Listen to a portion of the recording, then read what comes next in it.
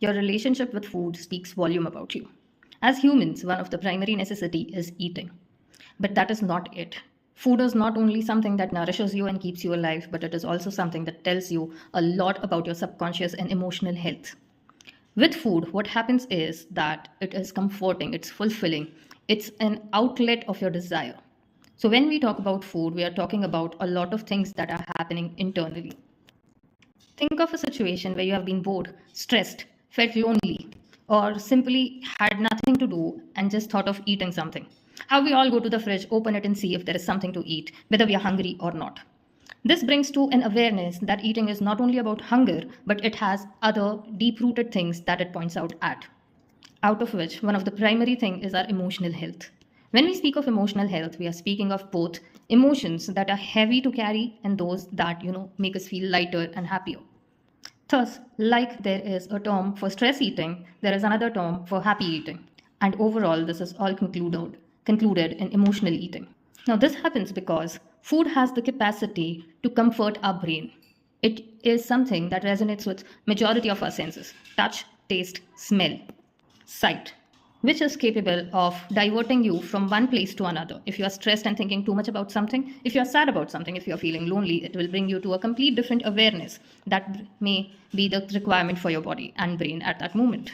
Same ways, eating also relates to a lot of memories, like something that is favorite, something that somebody who cared for you cooked for you, or an emotional experience when you were happy or sad. Apart from that, food also releases a lot of chemicals in your brain that are comforting and mood boosters. Also, it is something that can be done without your cognitive awareness, which means you can eat without really being aware of what you're eating and how you're eating it.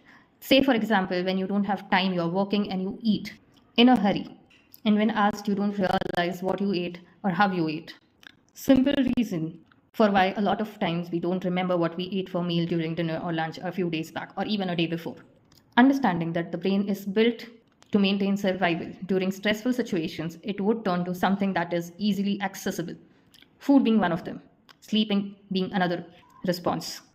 Thus, it can be termed as a coping mechanism for your emotional or physical overwhelming situation. However, it cannot be termed as a healthy coping mechanism because a lot of time, in fact, the majority of the time, when people indulge into eating, they don't really take care of what they are eating and how they are eating. Which brings to mindful eating. Mindful eating is being aware of what you are eating. It is also said that you should be having time enough to sit at one place, pay attention to what you are eating, see, feel what you are eating, how it tastes, what the texture is, and be aware of what you are filling your body with. Because while it is comforting, it is not a solution to the situation that you are going through. And that gradually will lead to bigger problems that would be difficult to solve, including eating disorders and other mental health issues and physical issues such as gaining weight, losing weight, digestive issues, to even issues of confidence, self value, and self worth. The whole idea is understanding your relationship with what you eat and how you eat, understanding your relationship with food. And to make your relationship a healthy relationship, be mindful of what you're eating and how you're eating. More importantly, ask yourself when you are craving something, what is leading to that craving? Try making choices that are mindful of what you are eating. And more importantly, is something that satisfies you for a short term more important than solving things that would lead you to a happier life in the long term? What's your experience or opinion about your relationship with food or what you have noticed around yourself? Share your opinions and ideas and ask any questions if you have. Have a great time.